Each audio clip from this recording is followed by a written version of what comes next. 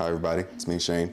If you're watching, you know who I am. What we're doing today, let's flip this around, is we're gonna be using this black acrylic fiberglass or plexiglass, and we're gonna be doing some product stuff for Nia Natural Hair here. So we're gonna be doing, why you turn off the TV? It's okay, it's supposed to be a natural thing, love. Anyway, don't get on camera because I know how you hate camera. So we got some of this edge layer here and some Wonder Oil and some Wonder Grow. And we're just gonna I think this is gonna be a two-part video. It's gonna be a two-part video. We're gonna set this couple here. I'm not gonna use, there's a medium hole, there's a strong hole. I'm gonna use a strong hole because I like the little black on black concept here with the labels here, all right? So yeah, I'm gonna take you guys through this today. Let's just change up some aperture. Oh gosh. I'm still getting used to this video thing. Don't judge me. Don't judge me at all. Anyway, so the setup, we got this newer strip box here with a flashpoint speed light. And yes, this is the home. We're not like in the studio or anything, so you guys can definitely do this at home if you want. That's the whole thing. But what you will need is a trigger and a tripod. As you can see, I have like some microfiber cloths and some stuff just to get some dust off from around the area so you don't have to worry about that later. The more you can do in pre-production, the less you have to do in post-production, right? I also have a handy leveler tool because I know that I want this to be spaced, but I also want everything to be on the same plane, right? All right. And disclaimer, I've actually already shot this once, but I noticed some issues, like say, pro tip, when this cap was tightened and it was on here, the label was off center or like that. So, you know, thanks to some of my handy editors, they looked at that and let me know. And were like, yo, you should probably turn that.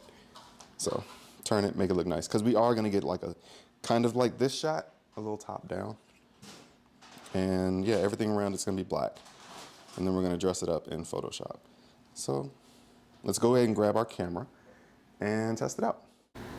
Okay, so now that we have our camera set up in the correct position that we want it on a nice tripod, let's go over our camera settings, right? So here we're shooting today with 5D Mark III with a 100mm macro. And our settings are 1/160th of a second for our shutter speed. Our aperture is at f13 and we're shooting at a base ISO of 50. And we are also triggering our lights today with a flashpoint trigger. But the first thing I'm gonna do is turn that trigger off, and I'm going to use my handy dandy remote trigger to take a test shot. So what I'm looking for here with no flash is all black. Because if you get all black, that means that none of this ambient light in here is affecting our shot. And that's what we want. So now we're gonna turn this back on, and we're just gonna get a nice, quick, raw readout what our flash is doing. Okay, that's a good shot there. So a couple of things that I'm noticing right off of the bat. Let's turn this back on. Let's get the preview back on. And I'll probably just blow this up on the computer when I'm doing this. All right, so one thing I'm noticing, we got space back here where the acrylic is not filling, and that's fine, you know, we're just hitting some wall back there. There's a couple of ways to mitigate that, one of which I don't have a grid for this light, but what I can do is I can flag off the back. That's not a problem.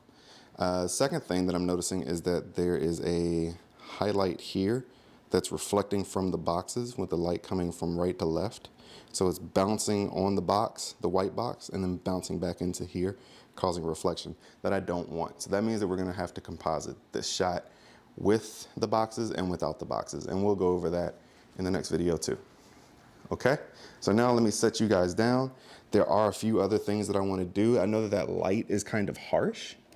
And what I want to do is I want to kind of soften it up a little bit. And the best way to do that is to take some diffusion material and put it in between there. So let me take a second to get this camera down and I'll be right back.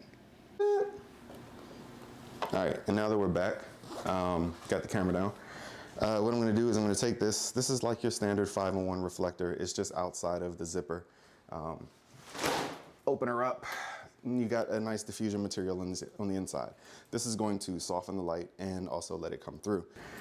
Let's see, our flash for the strip box is at 1/4 power. And so what you would do generally is very carefully slide this here. I have the trigger in my right hand ready to hit the button. And like I said, you put it on a 2-second timer and you just diffuse that light even more. Hit it, give yourself 2 seconds. Oh yeah, that turned out great. That turned out very awesome. So for this, I'm thinking we really only need to do 2 or 3 composites. So that first composite is going to be our main light. It hit everything. It caused the reflection that we wanted in the plexiglass. It's really nice, but what it did do is cause a reflection on the side bottle. But the first thing that we're going to take care of is that black part. So remember how I said that this is your standard 5-in-1 diffuser? I have here another part of that diffuser. So I'm just going to put on the black part. It doesn't have to be great. It can be wrinkly. It's not really going to be in focus. So I'm just going to hold it over my arm. This is just to show you guys that, you know, you can do this with very minimal equipment. I'm going to start that back up, let that picture, and composite that in later. And the last thing that we need is a clean shot of the edge slayer without the reflection. But I do just want to check one more thing before we go back, before we move anything. Okay. See, sometimes I think that I do need a second light coming in from this side, but I don't. This is actually really good. So now what I'm going to do is I'm going to just move the Wonder Oil and the Wonder Grow out of the shot. Okay, I'm going to grab this diffuser one more time. Set it up in my right hand so that I can trigger it. Take this diffuser and cover, and just to be safe. Okay, so one thing that I'm noticing when I do take this diffuser shot is that I'm getting some shadows introduced on the right side, just because, you know, the light, it's not bouncing off of that white box anymore. So now what do? Well, you got 2 options. I can either get a handy dandy assistant to hold up a reflector on this side, right, so that the light bounces back over here, or I can just turn on another flash, have it sitting on the table pointing at it at a very low power, just to make sure that we kick some more light back in there. So that's what I'm gonna do, since I don't wanna bother anybody else that lives here. All right, so we're gonna have that one at, let's say 1/8 power, right? And that should reach. So let's check that out real quick. I'm gonna get my diffuser back, right hand. Whoop. Get it to a point where I can hit the button. And whoop, and hit it, 2, 1. And there we go. Yes, that's a lot better. So I had the second flash, not very close at all. And like I said, not at full power, not at 4th power, but at 8th power.